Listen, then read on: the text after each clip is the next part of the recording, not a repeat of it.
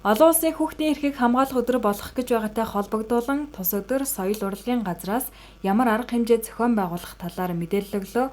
Тухайлбал тус өдрийн 11 цагт Орхон аймгийн Амрын талбайд 500 хүүхэд Эрдэнэтийн хүүхэд нас найралдуугаар үйл ажиллагааг эхлүүлэх бол үргэлжлүүлэн сургуулийн өмнөх боловсролын байгууллага болон ерөнхий боловсролын сургуулийн сурагчид соёл урлагийн тоглолт үзүүлэх юм. Мөн энэ өдөр хүүхдүүдийн дунд гар зургийн уралдаан, сагсан бөмбөгийн тэмцээн, буйхай зэрэг олон төрлийн уралдаан тэмцээнүүд зохион байгуулагдах юм. Жилийн онцлог болохоор аймгийн засаг даргын тамгын газар, нийгмийн бодлогын хэлтэс, Орхон аймгийн соёл урлагийн газар, мөн хөгжил гэр бүлийн хэлтэс, мөн боловсрол шинжилгээ ухааны газрууд хамтарсан юм нэлээд том арга хэмжээ бол гадаа Амрын талбайд болох байгаа.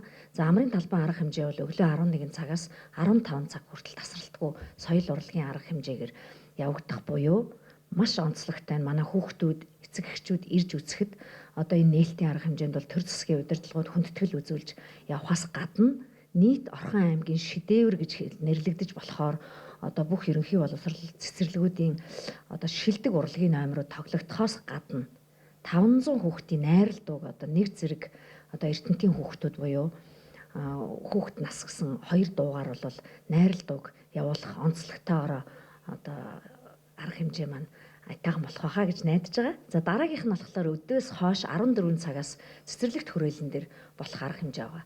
За цэцэрлэгт хүрээлэн дээр болох арга хэмжээн дээр бол ерөнхийдөө манай бүх соёл урлагийн газраас бодлогын хүрээнд бүх соёлын төвүүдэд буухаалсан маягаар одоо зохион байгуулалт хийж байгаа. За тэгэхээр цэцэрлэгт хүрээлэн дээр бол очиж байгаа эцэг эхчүүд бол одоо хүүхдүүд маань зам талбай аюулгүй байдлын 100% хангаж өгсөн байгаа. Дээр нь одоо хүнсний худалдааны үйл ажиллагаануудыг бол манай нийгмийн бодлогын хэлтсээс зохион байгуулалттайгаар аль болохоор эрүүл ахуйн шаардлага хангасан ийм үйл ажиллагаануудыг зохион байгуулж өгч байгаамаа.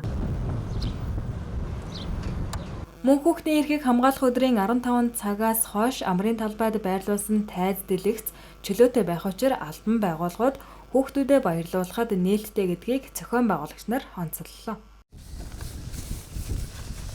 Хүүхдийн баярын арга хэмжээн дээр тодруулаад хэлэхэд 6 сарын 1-ний Амрын талбай дээр болох үйл ажиллагаа маань 14 цагаас хойш бол бусад төрийн байгууллагуудад болон хувь хүмүүст нээлттэй энэ дээр бол байгууллагууд өөрсдийнхөө хүүхдийн баярын арга хэмжээнүүдийг зохион байгуулахаар ингэж манай соёл урлагийн газрын бусад соёлын төвүүд маань бас энд ажилланаа.